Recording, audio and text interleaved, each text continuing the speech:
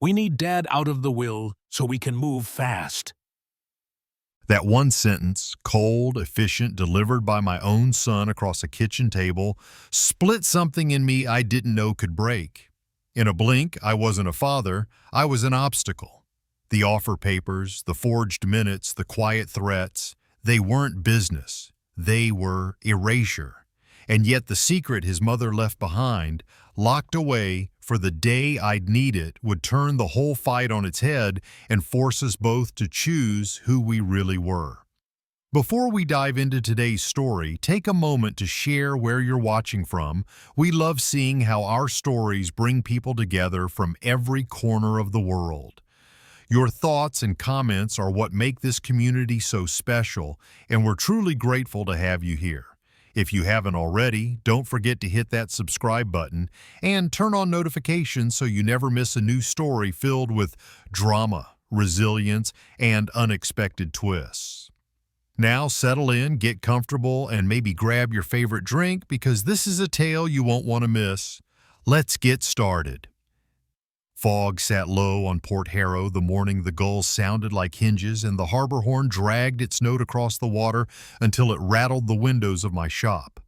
I took my coffee the way I always did, black, hot, chipped mug warm against my hands, then chalked the day's list on a slab of slate screwed to the boathouse wall. Tide tables pinned beneath a magnet told me I had the morning to set a transom and the afternoon to check a cantankerous bilge.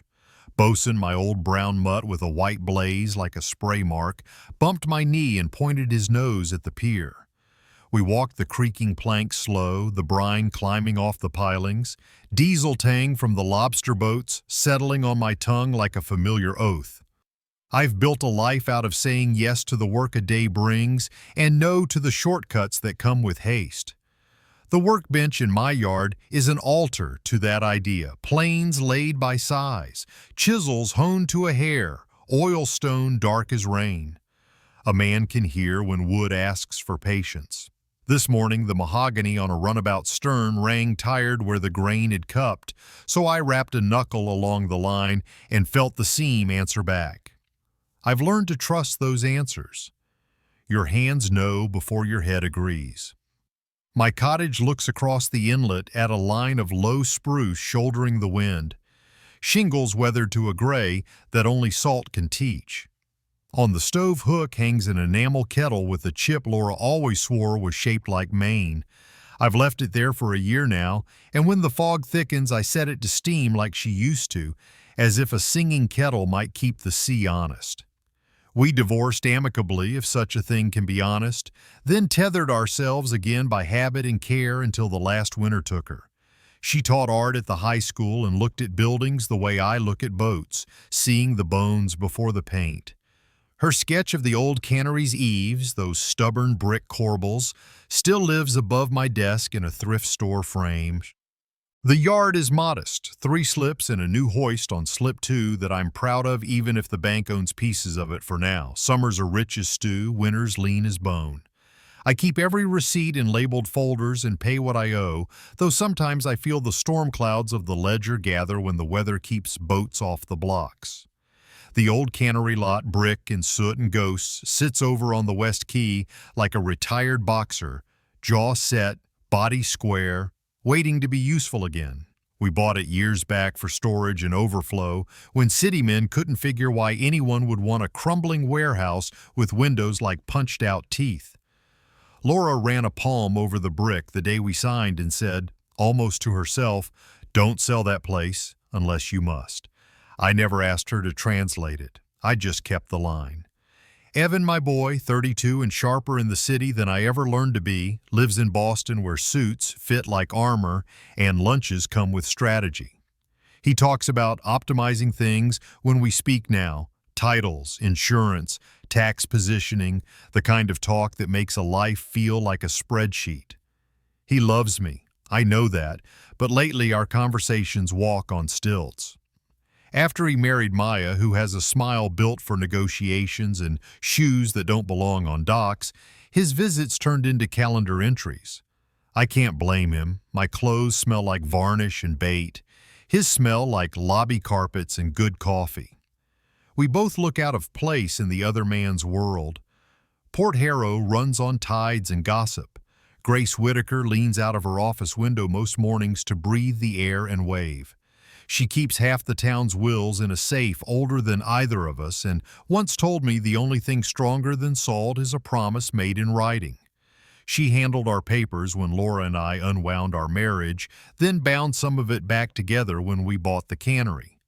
Yesterday, she lifted 2 fingers from a stack of folders as I rolled by, and I lifted mine back.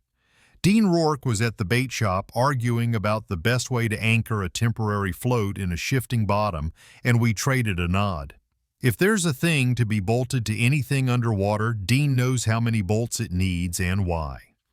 I keep a ledger I don't need to because something in me likes to write numbers by hand and circle the ones that matter with a carpenter's pencil until the graphite smears like a bruise.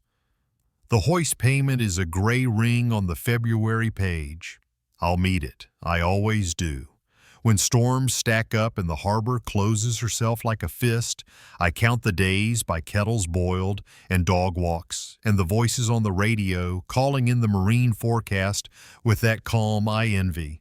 There's a steadiness to the way weather people say bad news. If Laura still moves through the house, she does it by objects. The recipe for blueberry buckle she taped inside a cupboard makes the door stick. A charcoal line waiting in her sketchbook makes me think she'll come back to finish the shadow along a roofline. She believed in keeping what anchors a town and letting go of what drags it under.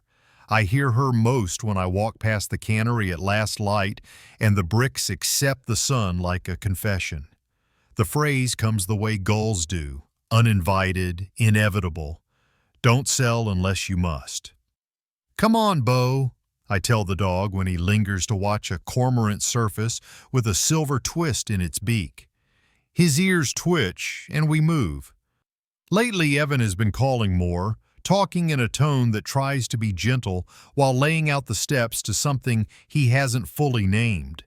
Consolidation, he says. Efficiency, he says. Streamlining title for tax reasons. I tell him we'll get to it after the season.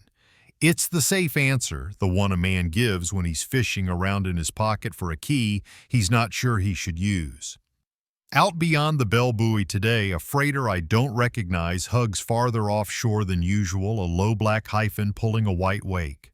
Along the West Quay, someone drove 2 survey stakes into the hardpan last week and left them there, pink flagging tape talking to the wind. It could be nothing. In towns like this, it often is. But I catch myself looking at those flags the way a man watches a distant squall to decide whether to go out or reef early. By dusk, the wind has soured to the northeast, slapping little fists of chop against the pilings until the sound fills my bones. I lock the shop, slip the ledger into my jacket out of habit, and stand a beat longer than I need to facing the line of brick where the Cannery shoulders the sky. The foghorn hangs a last note in the air, and I hear Laura's voice as clear as the kettle's whistle. Don't sell unless you must. Bosun tugs once toward home, and I go telling myself tomorrow will look like today, while knowing the sea never makes that kind of promise. Late morning thinned the fog over Main Street until clapboards showed their peeling whites and gulls rode updrafts above the steeple. I fed the meter, straightened my jacket, and brushed a skein of sawdust from my sleeve, the small vanity of a man walking into paper instead of planks. Grace Whitaker's office smelled of lemon oil and code books. Nautical charts framed the walls. A brass ship's clock kept tide-steady time. She wore a navy cardigan in the practiced calm of someone who trusts signatures more than speeches. She had a folder ready, my name in block letters, a stickum flagging a sealed envelope in Laura's hand. We went through the inventory like setting ribs into a hull. The cottage, the boatyard with 3 slips, and the loan for the new hoist, the minority stake in the old Cannery lot. Death certificate, beneficiary confirmations, preliminary tax notes. Each sheet nudged life toward tidy. Grace tapped the envelope with the back of her pen. She asked me to give you this with a condition, she said. Only when you feel you must. Laura's cursive curled my name like ribbon. I set the envelope on the chair beside me and tasted iron at the back of my tongue. We signed without ceremony. She slid a one-pager about probate timelines and titling. I nodded as if the phrases belonged to a world I had asked to join. At the door, she mentioned a planning commission workshop and rumors of a subsea cable landing somewhere along Port Harrow's industrial waterfront. If that happens, easements get interesting, she said. Ignore chatter, but be wary of quick offers. I told her I liked slow boats and slower deals. She smiled like a person who keeps a compass in the glove box. The air outside tasted cleaner, though the wind had a bite. I drove the Key Road home on reflex because my eyes go there when trouble is rumor, not yet fact. Sun struck the Cannery bricks until they glowed like banked coals. 2 pink flag survey stakes still chatted in the wind on the gravel shoulder, little exclamation points without sentences. 2 city workers chalked arrows near a storm drain, glanced up to nod, and returned to an iPad as if the ground under their feet belonged to a map I hadn't seen. At home, I set water on for Laura's enamel kettle and heard the bell buoy drag its lazy note across the inlet. My phone buzzed. Evan. He took the call from a glass lobby, winter light making a frame of the city behind him. His voice carried the tone he saves for clients he wants to keep calm while nudging them toward the dotted line. Estate efficiency, he said, and the phrase made me feel like a misplaced asset on a spreadsheet. He talked consolidating title, avoiding probate friction, keeping predators at bay if the waterfront heats up. He mentioned a new will draft Mom signed that clarified governance. A PDF landed in my inbox before he finished the sentence. Off-screen, Maya laughed, bright as a coin on tile. A door shut and he refocused on me. I opened the file on my old kitchen laptop. The signature block looked right at a glance, but the witness page wasn't there and the margins felt mismatched, as if 2 documents had shaken hands without meeting. I pinched and zoomed. The creation date sat a week after Laura's biopsy. A wrench dropped on deck. I told Evan I'd run it by Grace. Great, let me take point, he said. I changed the subject to tides and weather until the call ended on a professional warmth that didn't touch either of us. The inkjet coughed the draft with a faint stripe. I smoothed it beside the kettle. The envelope from Grace watched the page like a second witness. Laura's L looped the way she looped it on refrigerator notes. Bread, milk, remember the tide is ebbing. I put my thumb on the flap and felt the old urge to do the brave thing, now argue with the wiser urge to sleep on it. I slid the envelope into the drawer where spare keys live, atop a blackened brass compass I haven't used since phones learned north. I called Grace and left a message saying I'd bring the PDF in the morning using my best no-worry voice. Outside, a tug shouldered a barge past the West Quay, horn answering the bell buoy. The harbor held its own conversation in notes and echoes. Bosun thumped his tail against the cabinet. I poured water, let the steam fog the window, and in the glass the cannery doubled itself, brick and shadow, past and maybe future, waiting like a question I wasn't ready to answer. I killed the kitchen light and pocketed my phone to keep it from being a lighthouse for the next call. Upstairs, I laid the printout on the dresser and watched the streetlight turn its white to the color of old bone, probate, titles, easements, words with edges.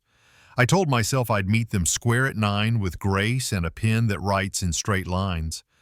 For now, I let the house go quiet until the horn on the outer bank slapped one last note and the dog sighed into sleep. The wind swung west and sharpened the harbor light until every cleat looked newly forged. I had just set a rib clamp when a black crossover nosed into the yard and a woman in city heels stepped out like she was arriving at a boardroom. Maya waved, smile polished, eyes skimming my slips the way appraisers sight a line. "Charming," she said, in a rugged way. I wiped my hands and set the rag aside. She carried a leather folio that smelled faintly of expensive decisions. We walked to my office and she produced a glossy 2-pager as if we had already agreed on everything that mattered.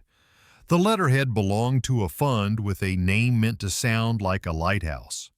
Her nails tapped the headline while she talked about de-risking, institutional backing, and protecting the family from predatory easements should the waterfront heat up.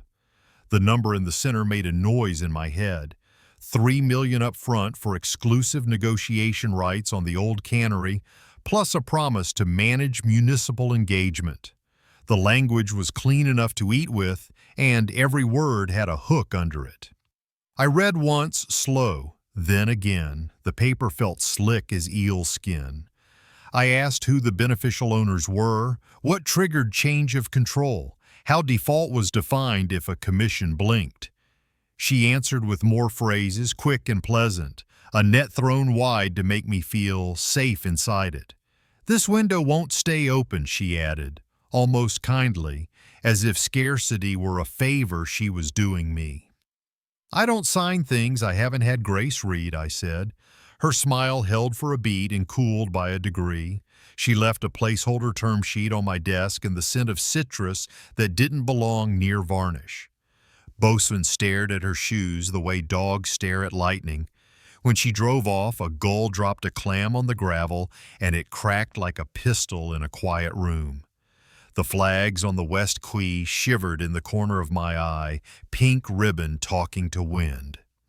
By dusk, I locked up early, uneasy without knowing why, and walked the pier once more with my palm on rail and rope the way you pat a horse before the night.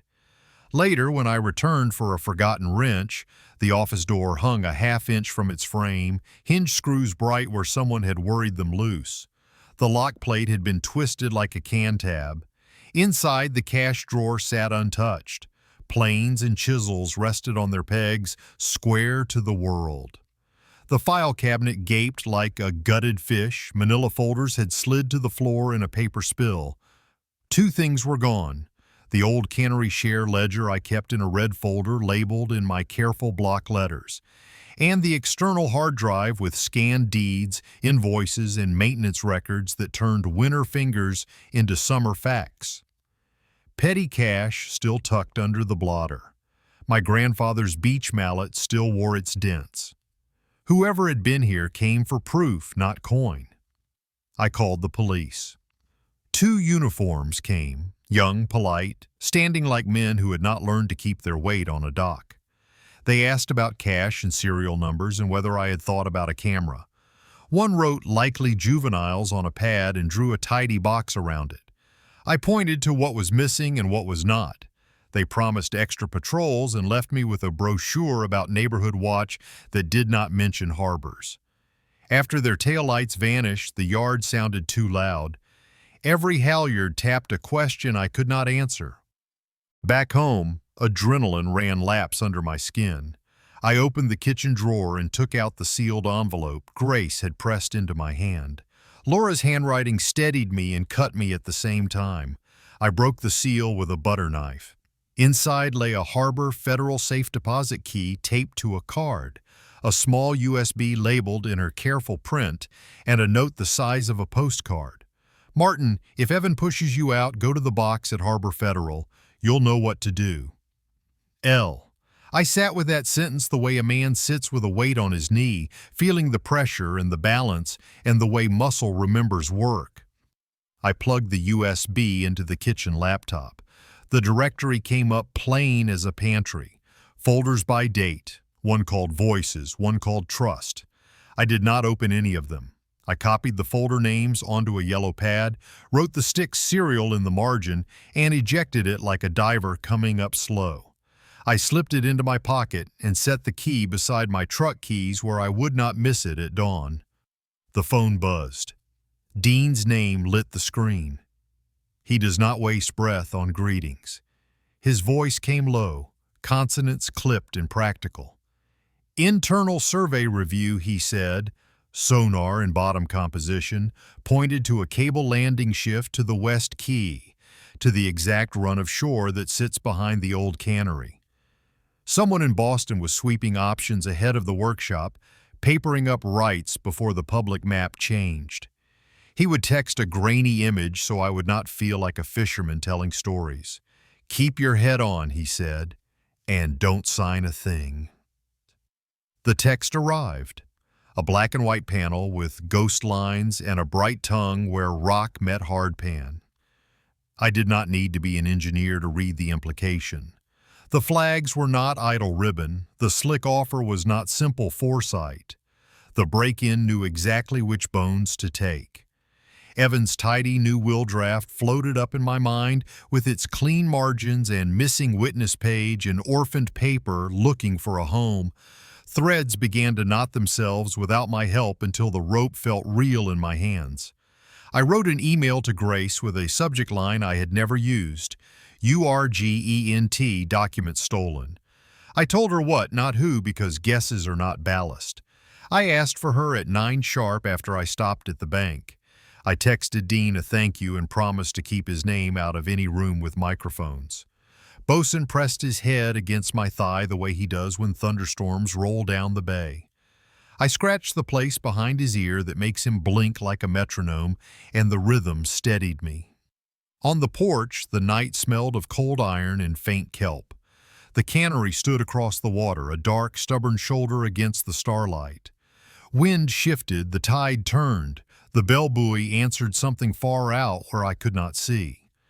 I set the bank key on my truck fob, turned off the kitchen light, and watched my reflection drain from the window until there was nothing left but brick, black water, and a sense that Laura had seen this frame before me and set the pieces where I could find them. Tomorrow I would go to the vault and take the next step she had already measured. Dawn came steel gray and level. The harbor laid flat as hammered tin. I pocketed the little brass key from Laura's envelope, slipped the USB beside it, and drove to Harbor Federal with the radio turned low, as if noise might smudge the edges of what she'd arranged. The lobby was quiet, carpet swallowing footsteps, a fern trying its best by the ATM. A clerk compared my license to the photo, asked me to sign the card, and guided me past a door that looked like a ship's bulkhead mated with a bank vault. The box rolled out on rails with the soft authority of something that holds other people's turning points. Inside lay the scaffolding of a plan I hadn't yet dared to imagine. Laura's final will, blue ribbon threaded through, notarized, witnessed, the seals raised like new coin. It carried a no-contest clause with teeth you could count. Any beneficiary who challenged without good cause forfeited their share. Beneath it, the Sea Lantern Trust. 5 years of stewardship for the old cannery, Grace named as trustee, my role defined and limited the way a breakwater tempers weather. The trust's 3 conditions read clean as charted channels. Keep working fisher access at set hours, fund an annual maritime scholarship, and refuse any sale, option, or ground lease to 3 named funds. One name echoed the term sheet Maya left like perfume in my office. Tucked under the stack sat a pocket voice recorder and a transcript stamped 3 weeks before Laura died. Her voice and Evan's captured in a hospital room, his promise to protect the yard and me written down with the kind of clarity pain sometimes gives. There was a short cover letter in Laura's hand. This buys time for good choices. The sentence landed with the weight of a line tossed true from a pitching deck. I signed for certified copies, had the clerk scan the trust and will to a fresh thumb drive I bought at their counter, and logged the device ID on my pad as if writing it could fix it in the world. I put the originals back into the box where metal and thickness meant safety, then carried the copies out into a morning that had sharpened a shade brighter. Grace's office smelled like lemon and stamps. She read seals, traced signatures with a lawyer's finger, and nodded once. "Sound paper," she said. She walked me through how the no-contest clause fenced hot impulses, how a court reads capacity certifications, and why the banned counterparty list effectively salted the ground where predatory exclusivity tried to root. We logged the break-in, printed a spoliation and hold letter to Evan's counsel regarding any new will draft, and calendared deadlines I wouldn't have known to fear. "Proceed calm," she said. "Offer him a door he can walk through without losing face. If he chooses the wall, we'll meet him there." I invited Evan to the house that afternoon. I set Laura's kettle on its hook and laid the certified copies by the window light where seals showed their emboss. The printed PDF of the new draft sat face down. Bosun took his usual place under the table, chin on paws, eyes bright the way they get when a storm line builds. I wasn't interested in theater, but I wanted the room to say what I might not, so I set Laura's sketch of the cannery on the counter where you couldn't miss it. They arrived with punctuality that sounded like strategy, the knock precise, the space between raps deliberate. Evan looked like success had been ironed into him. With him came a lawyer younger than me by a generation, in a suit that chopped sunlight into obedient squares. He asked to record. "No," I said. I pressed a button on the speakerphone and Grace's voice came into the kitchen with the calm of a lighthouse keeper who knows the light will work whether or not you look. Evan skated to his pitch on a cushion of good intentions. He framed buying me out of the cannery interest as protection, efficiency, simplification. It would streamline governance, he said, and there it was, governance, as if a place could be managed from a PowerPoint. I slid the trust across the table, followed by the will, and spoke to terms instead of feelings. 5 years. Fisher access, scholarship, no deals with the named funds. Stewardship with checks and balances. The no contest clause printed in ink even a son could not wish away. The hospital capacity certification, the transcript excerpt. The banned counterparty list bearing a name too close to Maya's offer to be comfortable. His lawyer cleared his throat to mention impairment at end of life. I tapped the doctor's certification. Grace cited statute from memory, each number a nail set flush. Evan's eyes slipped to Laura's sketch and back. I watched ambition wrestle fear in his jaw, a flicker there I recognized from the boy who once hit a broken model boat behind his back after he'd leaned too hard on the rails. He tried a different angle then, voice softening, talking about next-gen operators and speed, about moving fast while the market is favorable. He let a line fall out that I suspect he didn't plan. "We need Dad out of the will so we can move fast." The room held its breath. I didn't raise my voice. "You contest," I said. "You risk your share. You honor the trust. You help steer for the town and for us. Those are the doors." Bosun sighed in the silence like a man putting down a burden. The lawyer asked for a few days to evaluate options. Grace agreed, noting deadlines like buoys on a channel. Evan stood, shook my hand politely, and found something in the middle distance to look at when his eyes threatened honesty. At the door he paused a heartbeat and then chose the hallway instead of the past. I watched them cross the yard with the briskness of men who carry conclusions like briefcases. When the house quieted, I slid Maya's placeholder term sheet into a manila envelope and wrote in Carpenter's pencil, "Conflict, do not sign." I set it beside the kettle and felt the weight of it settle alongside habit. Outside, dusk violet washed the cannery, bricks going the color of old blood. The fight had put on its true clothes. Measured, legal, and personal. I could see its outline now, the places it wanted to push, the places I could brace. Laura had bought me time. I meant to spend it on something better than speed. If you're still watching and this moment resonates with you, type number 1 below so I know you're here. Stay tuned because what happens next will surprise you. By first light, the dock cafe had filled with rain gear and rumor. Men in bibs leaned over paper cups the color of rope tar and spoke of engineers with clipboards working the West Key, of tripods planted like beach grass, of a councilman's cousin who swore the landing would move. Gulls hurried the air, new pink flags knifed the breeze along the gravel. City Hall's door revolved fast enough to make a hum. I kept my hat down and my mouth closed and let the talk run around me like tide through a piling forest. When the water is loud, you listen for what it hides. A process server found me at the yard by 9. He wore the expression of a man who had been told to keep it neutral in the shoes of someone who did not expect splinters. Paper slid from his folder to my hand with the sound of dry leaves. Petition to challenge capacity, motion to suspend administration of the trust pending review, a request for emergency relief because delay might irreparably prejudice unnamed interests. Phrases like impaired volition and undue influence walked off the page in little steel shoes. A hearing date had been set on a timetable that did not care about snow squalls or human hearts. Grace took my call on the first ring and made a calm harbor in my ear. She listed steps as if laying out tools on a bench. Oppose the emergency relief, file declarations from the attending physician and the nurse on the day of execution, attach the capacity certificate bundled into Laura's will, alert the court to the break-in and the targeted theft. Inventory what's missing and keep a log starting now, she said. Time, place, who said what.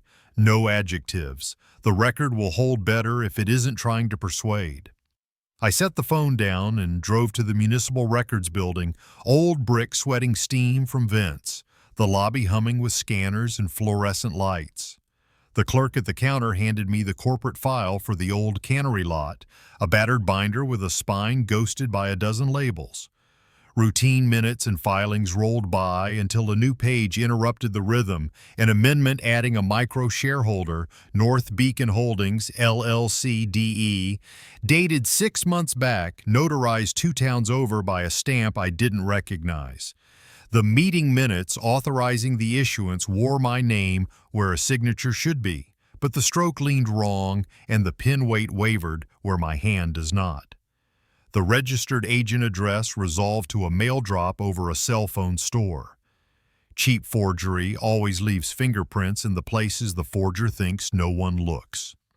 Dean's text landed while I was still in the reference room, a second sonar panel, a bottom soils memo explaining why the West Key bottom would win, bedrock contour, more shelter from long-period swell, less dredge risk. If they get a toehold option, he wrote, they'll say the city must choose their corridor to save time. The memo did not shout. It simply drew a line from geology to leverage. On the drive back, a black SUV sat 2 cars behind me for miles, never curious enough to pass, never cautious enough to fall away. It idled by my gate long enough for my mirrors to memorize its shape, then peeled off toward the bait shop when I slowed. At the house, a folded sheet of printer paper rode the doorframe. Sell now or lose it all. The font was Office Park bland. The message did not need serif to carry its threat. I took lunch at the back of the Harbor Light where the bartender knows when to leave a man alone and when to pour more coffee without asking. He slid the pot across the rubber mat and said, "Boston woman in here last night wanted to know if the old Cannery title is clean." I asked what she looked like, and he traced an air outline of someone whose shoes would not like my gravel. I didn't say Maya's name. I didn't need to. The beneficial owner blanks on her term sheet felt like fresh holes in a hull. By evening, the yard held its breath the way a room does after a sharp word. I locked up and went home. And when the house settled around me, I brought the USB from the bank out of my jacket pocket and set it on the table like something living. I plugged it into the kitchen laptop and opened the folder labeled Voices. Dates marched there in Laura's neat sense of sequence. I chose the one stamped with the day of her capacity certification, and I listened. Her voice came calm, the kind she used when the dog was trembling at thunder, asking Evan to promise he would protect the yard and not pressure his father if the last stretch got messy. The recorder picked up the whir of a hallway machine, the soft beep of something counting, and a nurse saying the time out loud as if she knew a future would need to anchor itself to this minute. Evan agreed. His words were steady. I paused the file and wrote the hash and the time code in my pad the way Grace would want. I closed the folder. Enough truth to steady me, not yet a hammer. I made a list in pencil on a yellow pad because pencil slows a man down just enough to think, deliver copies of the forged minutes to Grace, Ask records for scanning station logs and the sign-in book from the day that amendment appeared.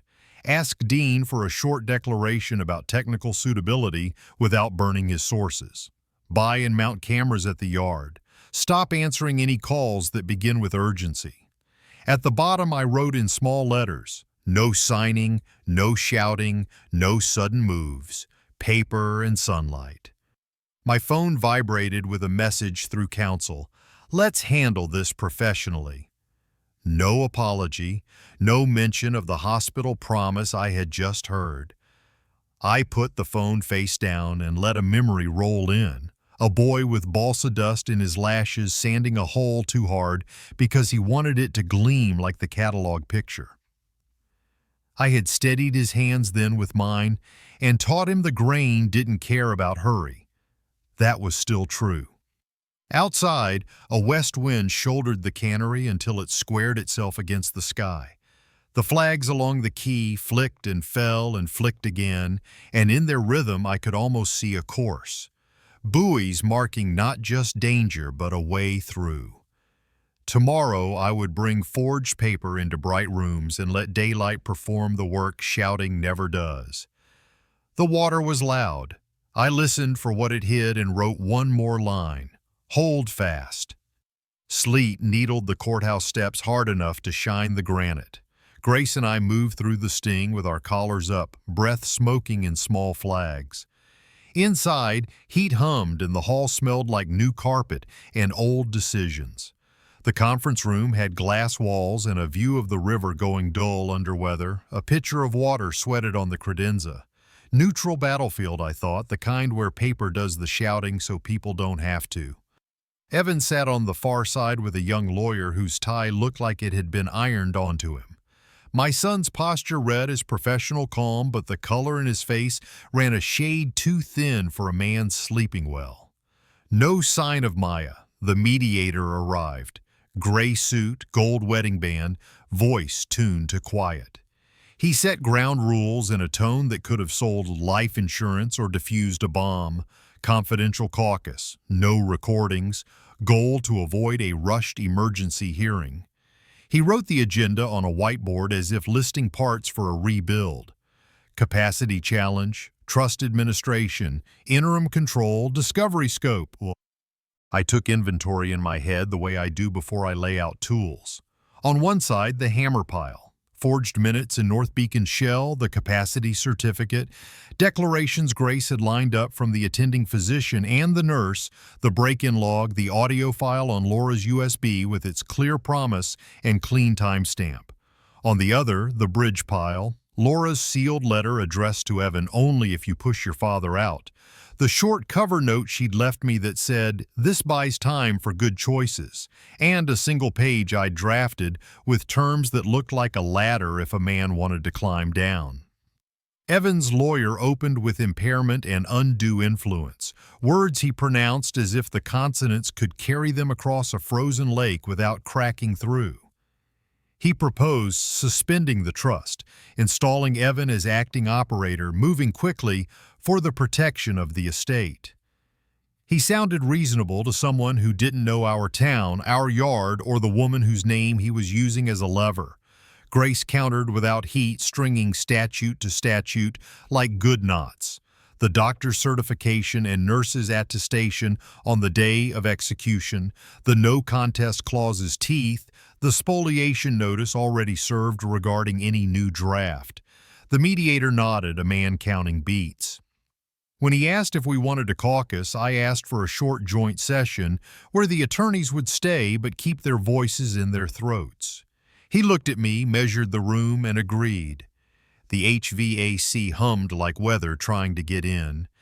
I turned to Evan and found the boy I knew inside the man I had to meet in court. "I can swing a hammer today," I said, keeping my tone level, "but I'd rather not start there." He didn't answer. His jaw flexed once. I reached into my folder, slid a smaller envelope out, and pushed it across. Laura's handwriting curved his name in a way only a mother's hand can do. The front said what it needed to. For Evan, only if you push your father out.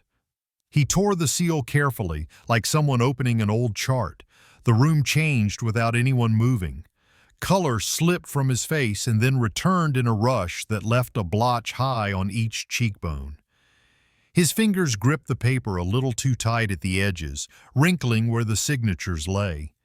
He read to the end. He looked at Laura's name. He looked at me. The letter did the work I could not have done without breaking something vital. It laid out the springing trust provisions she'd built under the main trust. Voting control could pass to Evan if and only if he put family and community ahead of speculation and speed. Breach would revert control back to Sea Lantern Trust with Grace as trustee and me as the steward she intended. It named in plain language what she had learned at the hospital from a staffer with a conscience. Maya had used Laura's name in a guarantee for a margin loan to patch Evan's crypto losses. Laura had paid it off quietly so her son would not drown in paperwork and shame. She replaced the check with a promise from him, secured in her own way. The date and time matched the audio file in voices / the nurse's voice anchoring the minute the way a bell buoy anchors a channel. Evan's lawyer asked to pause. The mediator shook his head gently and said, "We were pausing, but no one was leaving. Too many moving parts," he said. "We stay in the same weather." He wrote "no contest exposure" on the whiteboard without asking permission. The phrase looked colder there, as if written in sleet. I pulled a single sheet from my folder and kept it on my side of the table for a beat so the room understood it wasn't a threat. It was a door. "Here are my terms," I said. "You withdraw the challenge and any emergency motions. You acknowledge the no contest clause and the trust's 5-year stewardship as written. You sever any relationships with the entities on the banned list, Maya's orbit included. You produce emails and texts related to North Beacon and any term sheets so the city's ethics people can do their work. In return, I waive civil damages and fees, and I support you taking a defined operational role under trustee oversight. Quarterly reporting, clear lanes. You do the work, not the deals." There's a difference. He stared at the paper without reaching for it, as if touching it would make it real. He swallowed. "I didn't know she paid the loan," he said, voice barely above the hum. It was the only line of dialogue that mattered in that room, and it cost him to say it. Shame, anger, and a kind of naked relief moved over his face like weather across the river. He flicked a glance at the door where no one stood and let something leave his eyes that I could not name. His lawyer leaned in and asked for 48 hours to evaluate. The mediator set a check-in for 2 days out, wrote the time in block numbers. Grace marked the same on her pad and said if filings continued in the interim, we would submit the forged minutes and the audio to the docket. No warning in her tone, just the next fact in line. Evan nodded once. Not a victory, not yet even a choice, but it was a movement toward a place where choices live. Outside, sleet had slumped to wet snow, the kind that sticks to your coat and veils sound. Grace squeezed my shoulder like a teammate coming off the field after a drive that could have gone ugly. I walked down the steps slowly, letting the cold wash the courtroom air off me. It felt like standing on a dock after heavy weather, counting the pilings still upright, noticing the ones that need a fresh wrap of line. At home that night, I set Laura's kettle on and wrote the offer's title on a yellow pad so I could see it in my own hand. Mercy with guardrails. Under it, I wrote a deadline and boxed it. Offer stands 48 hours. No extensions. The kettle sang. I let it. Somewhere under the song, I could hear the river pushing winter out of its way, steady as work, slow as a promise kept. The 48 hours moved like thaw water, steady, indifferent, dripping from the eaves into a coffee can I'd left beneath the downspout last fall. I worked the yard on autopilot, tightening cleats that didn't need it, coiling lines already round, checking zincs on a boat that wouldn't splash for weeks. When my phone buzzed, it was Grace, time-stamping the chessboard. Opposing counsel had asked for a brief extension, and the mediator confirmed our check-in still held. I bought 2 motion cameras from the hardware store anyway, bolted them to the boathouse and the office door, and started a log of comings and goings like Grace had taught me. Time, description, no adjectives. The black SUV didn't return. Quiet can be mercy or threat. I tried to let it be mercy. The decision landed the way good news does in a place that expects the opposite. First by email, then in my chest. The mediator's message said Evan was withdrawing the capacity challenge and the emergency motions. He would stipulate to honor the no contest clause and the Sea Lantern Trust as written. Attached was a signed declaration severing ties to entities on the banned list and a consent for preservation and inspection of his devices. I read each attachment twice, then once more with my finger on the screen, like a boy underlining the important part. Grace countersigned and filed, clearing hearing dates like a crew striking a set. Somewhere inside, a valve hissed and the pressure eased. Then came the evidence turned inward. Evan forwarded threads, introductions from a Boston fixer whose emails smelled like cologne, North Beacon templates that mirrored the glossy rights of first negotiation Maya had brought into my shop, notes about timing the corridor that made my teeth ache. We built a binder, Grace crisp with tabs and highlighter, me stubborn with paper clips, stacking the forged minutes, the mail drop agent, my request for scanned station logs from the records office, and Evan's email strings. A packet left her desk for the city ethics office by late afternoon, signed and tracked. I watched the courier drive away and felt something right itself by a degree. Around town the talk softened. The Dock Cafe lost its edge. Rumor turned from knives to spoons. A short item in the weekly said the Planning Commission acknowledged increased public interest and that the ethics office was reviewing submitted materials. No names, no conclusions. Dean texted a thumbs up that looked wrong coming from his flip phone, and I allowed myself a smile that didn't ask for witnesses. Maya left the frame without theater. Evan forwarded a final text. She was going dark for a while, counsel taking over, and attached a photo of a courier receipt for the return of a keycard and a company laptop.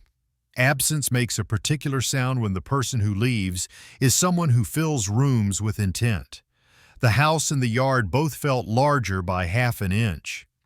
He arrived close to dusk, alone and unbriefcased, jacket hanging from one hand like it weighed more than fabric. I had Laura's kettle working, the steam fogging the window into a pale square of winter light. Bo Swain chose the spot between us and set his chin down as if he'd been assigned a purpose. We sat in the kitchen where paper had done its share of shouting and let the quiet have its turn. "Thank you for the ladder down," he said. The sentence was small, careful, and it landed straight. I nodded. We talked without performances. He told me what fear does to smart men who imagine they are immune. The night he opened a trading app and mistook speed for salvation. The morning he learned debt can grow faster than a tide chart can warn. The shame of asking the wrong person for help and the relief of not having to tell me because Laura had already carried the weight. I kept my hands flat on the table and listened, the way you listen to a hull for what the hammer can't hear. We turned to stitches, not speeches. His operational role needed verbs, not titles. Vendor audits, coordinating logistics with the harbor master for haul-outs during construction. Drafting quarterly public reports that any fisher or 8th grader could read. Attending the commission workshop to speak in favor of access hours and the scholarship requirement. No deal-making, I said, no exclusivities. If a contract has a trapdoor, we don't walk into the room. He agreed, and I believed him because the agreement cost him something visible. Grace sent over a draft delegation memo while we talked. Oversight triggers bolded, timelines penciled, like tied notations in my ledger. Evan read it and didn't flinch when the language tightened around the places he'd once pushed. He pulled a thick envelope from his jacket and set it by the kettle. Inside was a personal accounting of what Laura had paid off and a plan to repay the trust over time. No one had asked him for it. Some debts only shrink when a man names them himself. After he left, the house held that particular aftersound when a conversation went somewhere truer than either person expected. I placed the envelope beside the manila one that reads, "Conflict. Do not sign and let the juxtaposition sit like two maps of the same coast drawn years apart." A fisherman stopped by the yard the next morning to ask about hoist availability. He mentioned, almost as an afterthought, that the place felt steadier. Work returned in small, honest measures: a through hull to reseat, a mast light to rewire, a motor mount that needed convincing. 2 patrol cars cruised past during lunch without the need to be noticed, which is the best kind of police work when a town tries to become itself again. The survey flags along the West Quay still flicked, bright pink against the gray, but they no longer looked like warnings to me. They marked a course, hazards noted, buoys set, soundings taken, and it was my job to steer, not stare at the chop. In the afternoon, I finished mounting the cameras, tested the feeds, and added 3 lines to the log. One for a delivery truck at 10:12, one for a gull bold enough to trip a sensor, one for the smell of weather turning. At dusk, I stood on the porch and let the wind tell me its new angle. The Cannery held its square against a gentler sky, brick darkening to the color of wet cedar. Inside, I filed the signed stipulations and Evan's severance declaration into a folder that would be heavy by spring and set a clean page on my yellow pad. Across the top, I wrote a title that felt like work, not hope. Design the city partnership, build the scholarship, codify access hours, prepare for whatever the ethics probe will shake out of the trees. Equilibrium isn't victory, but men who work on water know the value of a steady deck. I turned off the porch light, left the kitchen lamp for the dog, and went to bed with the sound of drip-drip in the gutters marking time like a metronome that has finally found the right tempo. The morning came blue and cold, frost feathering the dock stringers until they looked salted. I opened the yellow pad and wrote 4 headings the way a man lays out tools he trusts: City MOU, access hours, scholarship, construction windows. Then I sent calendar invites: Grace for law, Dean for the bottom and the steel, Harbor Master Pike for the choreography of boats, City Planner Albright for the maze of process. By the time the kettle settled, my screen showed 4 green checks. Lists turn nerves into work. We set up in the boat shed because that's where decisions feel less like theater. A folding table took charts and tide tables. A tape line marked the proposed footprint for the cable room. Coffee steamed in paper cups. No speeches. Dean started with the practical: conduit runs, vibration isolation, how to mount the racks so their hum wouldn't carry into the water like a false call. He'd mapped haul-out conflicts and circled the week's lobster boats stacked too deep for maintenance. Pike sketched a traffic pattern on butcher paper, arrows looping past my slips in a way that kept workboats moving and tourists out of the pinch points. I pushed for posted access windows that fishermen could count on pre-dawn and a late afternoon shoulder, because habit is a kind of contract around here, and there's no faster way to breed contempt than blocking a skiff when the tide says go. Grace clicked through a draft bylaw addendum as if reading out a recipe. 1% of net facility lease to the Sea Lantern Maritime Scholarship, preference for Port Harrow families, annual audit, names read aloud each spring so the money turns back into faces. Quarterly public reports, written so an 8th grader could understand them. An oversight trigger if any exclusive rights language snuck into vendor contracts. I kept my pencil underlining phrases that sounded like guardrails and circling any that might become trap doors when weather hit. We moved into the MOU, words that would have to hold when the wind freshened. No sale, option, or ground lease to banned entities. Competitive procurement with local hire goals. A right to pause construction for safety or fishery closures. Albright penciled a planning commission workshop 2 weeks out and said the room would be crowded. Good, I said. We'll bring chairs. She smiled thinly and wrote the date on her pad like it might try to walk away. The ethics probe heated under the ice before noon. Grace stepped outside to take a call and came back with a lawyer face that means the news is strong and complicated. The state wanted statements and originals authenticated. I signed a chain of custody cover for the forged minutes packet and the North Beacon email threads. Evan sat at my kitchen table later and wrote a clean timeline affidavit. Who approached, when, with what terms, without hedging his verbs. I added the records office log numbers so a clerk could pull the right day without being asked to guess. The notice landed that evening, confidential but shared to parties. A planning commissioner, someone not in our room, was referred for enforcement for leaking corridor intel to a North Beacon intermediary in exchange for a promised future consulting slot. The mail drop agent we'd traced tied the loop. Separate notation. An anonymous hospital finance assistant had flagged a suspicious margin loan guarantee in Laura's name months ago. Off record, they identified her as Maya's mother. She had quietly warned Laura, and that warning had lit the chain that became the springing trust. I sat with that for a long minute, the way a man watches a tide rip and feels the pull in his own legs. Two mothers had pulled a brake I didn't know existed. One had carried our name, the other had carried a daughter I did not understand. If the town was going to trust us, we had to show our homework. Evan and I printed a one-page summary and posted it at the yard and the cafe. Access windows, scholarship design, construction windows, contact for questions. One line that said no exclusives in bold. Dean drafted 2 paragraphs in plain language about why the West Key made sense without touching the politics that had dirtied the corridor. Pike agreed to stand up at the workshop and talk about moorings and safety, not philosophy. Evan left deals behind and took up useful labor where people could see it. He met vendors about lighting and safety rails and noise baffling, logged each conversation to the public file, and brought the notes to me at day's end instead of bringing conclusions. We walked his remarks for the commission workshop together in the shed while Bosuin blinked slow at our feet.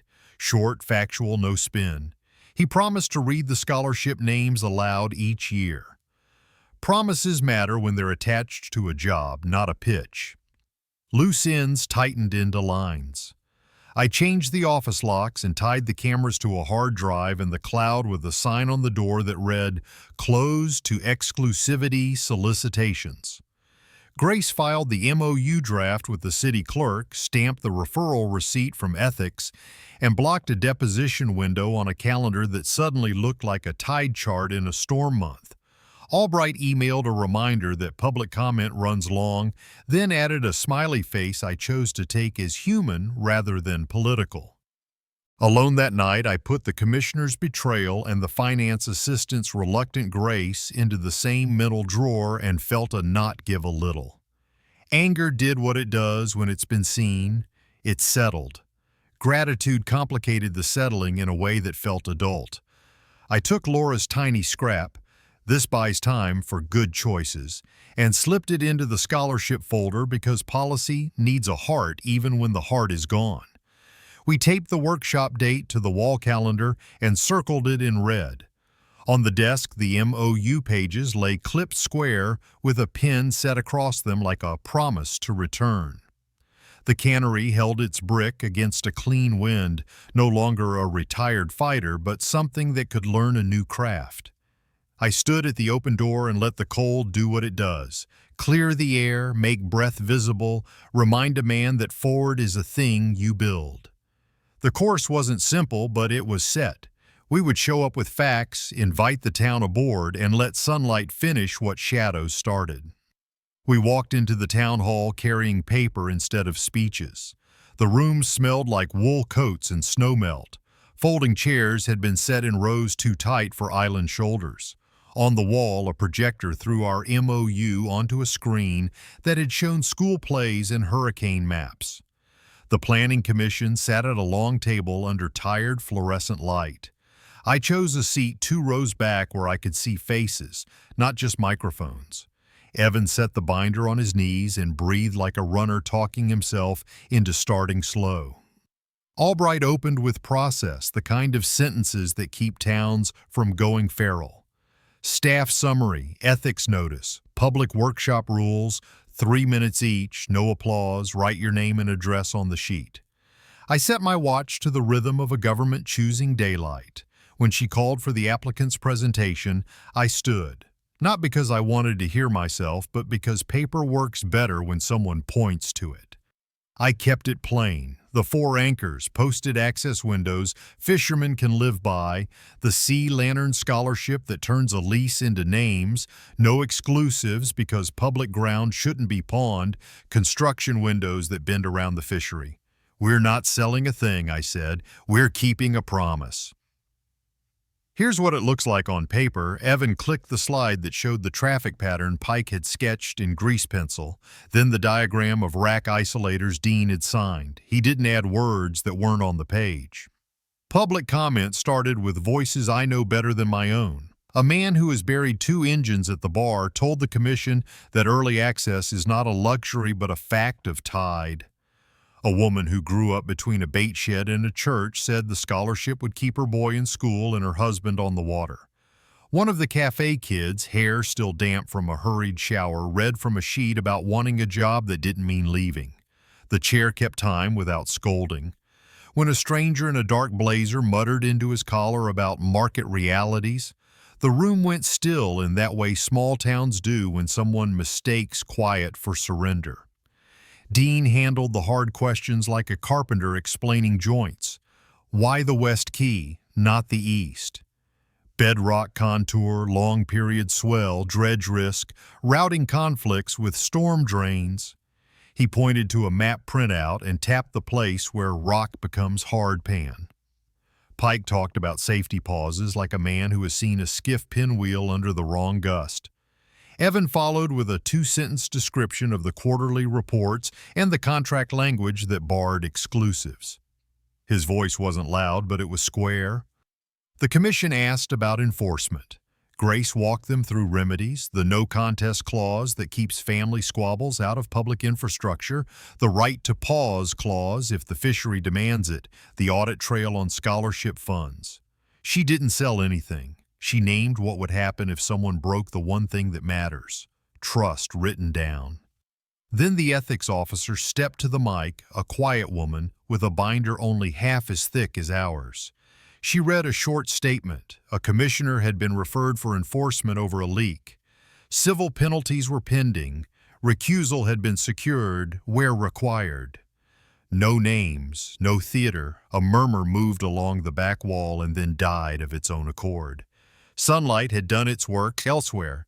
Here it simply told the truth and made room. In the row ahead of me, a man in a navy coat checked his phone, slipped out, and didn't return. I watched the door swing shut, then turned back to the front. Albright asked if there were any more comments. A hand rose, shaking a little.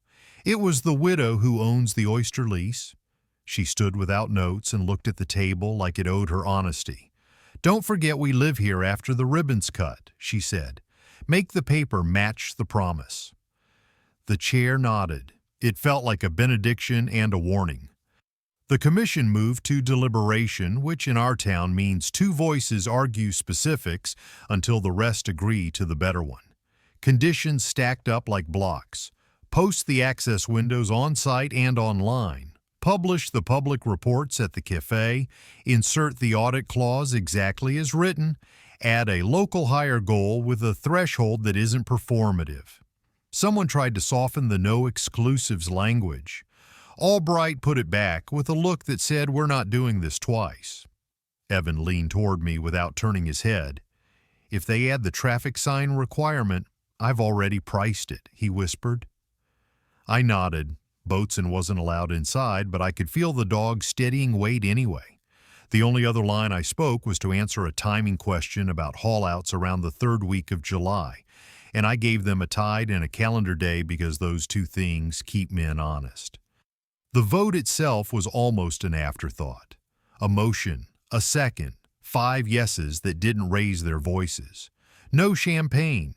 Just a small exhale rippling through a room that had stayed upright through months of cross-current. Albright set the pen down and told his staff would issue the formal letter by Friday. Someone back near the door said, "Good.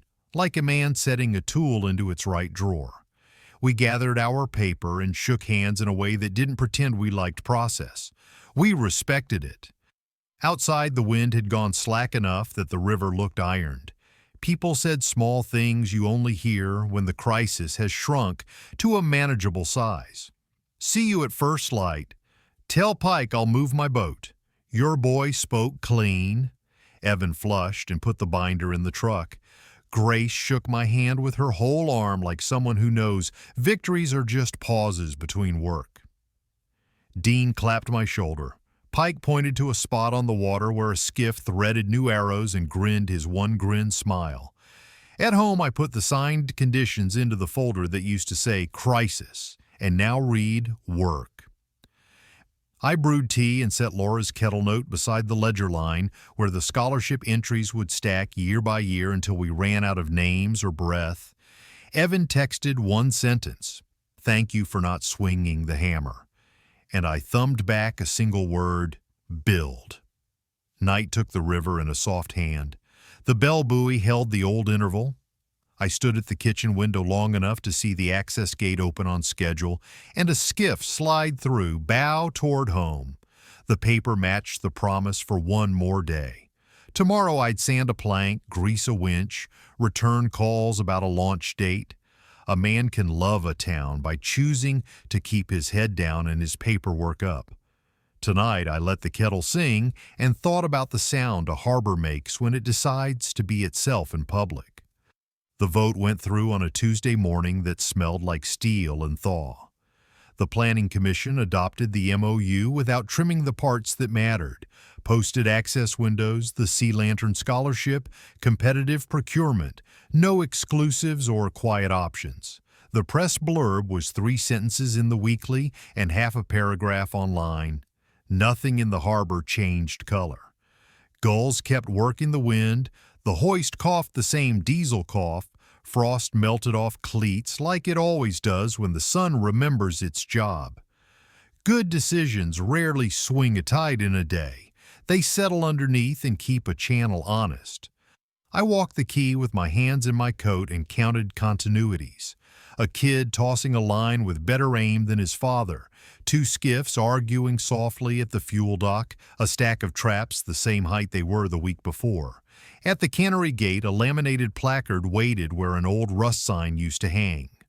Access hours, pre-dawn and late afternoon. I traced the edge with a thumbnail the way I test a seam and felt relief that wasn't triumph.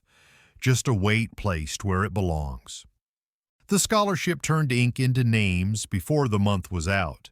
We chose 3 for the first cohort: a deckhand's daughter bound for a maritime program, a boat builder's nephew finishing electrical certification, a widowed oysterman taking night classes to keep a lease alive. Evan read the names in the town hall with his notes trembling just enough to tell the truth. Applause landed like good work, steady, unvarnished, given by people who know what it costs to show up. I wrote Laura's line, "This buys time for good choices," in the ledger margin next to the scholarship entry, and closed the book with a hand that didn't shake. Accountability became a habit rather than a posture. The first quarterly report went up at the cafe and online, lists and schedules in sentences an 8th grader could grade. Vendor names, non-exclusive contracts, noise mitigation timing, pauses tied to fishery closures. Evan met a retired lobsterman at the gate and walked the chain timing with him, learned the particular grace of accepting a correction without defending a mistake. Pride arrived in a smaller suit, not the shine of velocity, but the fit of work done right and checked twice. Dean signed off on rack isolators and conduit shielding, sent a photo of bedrock anchors seated clean like knuckles under skin. Pike painted new arrows along the inner channel, and the first boat through the pattern gave a nod as if a skiff can tip its hat. The message was simple: craft and civics can share a bench when no one hogs the tools. Sunlight cost what it needed to. The commissioner who leaked corridor intel resigned with a letter that said more about weather than wrongdoing. The state announced a civil penalty and a 5-year bar from consulting near anything with a permit. The city posted a short ethics memo that read like a reminder rather than a sermon. North Beacon's contact vanished from the scene with the tidy efficiency of a man who knows when a door has closed. Process returned to the people it was supposed to serve. A small coda arrived by email through council. Maya had relocated her work. Her mother stayed at the hospital. I wrote a thank you on plain paper to the woman who warned Laura, then slid it into a drawer. Some debts are acknowledged best in private. Compassion doesn't require proximity, only accuracy about who pulled which brake at which hour. The yard found its ordinary day again. I replaced a split plank on a skiff that had ridden a hard chop, planed the edge until the new board sang to the old. Bo slept under the bench with a back foot twitch that kept time with the plane stroke. The marine forecast came over the radio in that calm cadence I've learned to trust more than any headline. A man asked about a launch date and I gave him a tide and a smile. We didn't talk about markets or corridors or funds with names like lighthouses. We talked about the day the boat would float and the way the stern should sit at rest. The camera's tiny LED blinked a quiet watchfulness. The black SUV never came back. Twilight gathered and the air stood still enough to let tea steam show a shape. Evan and I took the porch with mugs the color of rope tar and let the ridge lights blink their slow code across the channel. Slow craft outlasts fast deals, I said, because one sentence can hold a year. I want to be the man who reads names, not headlines, he said, and set his mug down like he meant to use both hands for the rest. We didn't talk more. Wind did it for us, moving through spruce, rattling a loose tag on the gate, pushing the tide into its turn. Inventory helps a man be honest. What we saved, a brick shell that learned a new purpose, a gate that opens at the right minutes, a scholarship ledger with room for decades of names, a trust with teeth and a heart, a paper trail that slams doors on whispers. What we lost, a few illusions about speed and immunity, the idea that fatherhood can be easy if you work hard enough, the comfort of thinking the world will not ask you to choose between quiet love and public duty. What we gained, a steadier sun, a town that could see itself in daylight without flinching, a kind of mercy that remembers everything and still sets conditions. If there's a lesson worth saying out loud, it is not a tidy one. Stewardship turns out to be paperwork and patience and a willingness to be unpopular for a season, to hold still when hurry feels like the only virtue in circulation. Mercy is not forgetting. It is remembering precisely, then choosing guardrails that keep love from becoming enablement. The opposite of secrecy is not noise. It is clarity, a form, a ledger, a placard on a gate that tells anyone who needs to pass when passing is welcome. The day finished the way good days do here. Sunset burned the cannery down to a low ember and left the corners warm. The bell buoy spoke its old interval, and I could have counted it with my eyes closed. I hung Laura's kettle on its hook and let steam ghost the window. Through the blur, I saw the access gate swing open on schedule, and a skiff slide through, bow aimed for home, wake polishing the last of the light. What we keep isn't the building or the money. It's the promise we made out loud and then kept on paper and in practice, tide after tide, name after name, until the harbor could tell the story without us. In the end, the meaning of legacy is not measured by wealth, titles, or buildings that weather with time. It rests in the promises kept, the courage to choose integrity when it costs the most, and the humility to protect what truly matters. Justice and love are not opposites. They are twin anchors holding steady against betrayal, greed, and the storms of doubt. Revenge alone cannot heal, but accountability joined with compassion can transform pain into a foundation for renewal. These stories remind us that what endures is not secrecy or ambition, but clarity, responsibility, and a steadfast devotion to the greater good. Thank you for staying with us through this journey. We'd love to hear your thoughts, what resonated most with you, and what lessons you carry away. Share your reflections in the comments below. Your voice makes this community stronger. And if you haven't already, subscribe and turn on notifications so you never miss our next story filled with heart, resilience, and unexpected twists.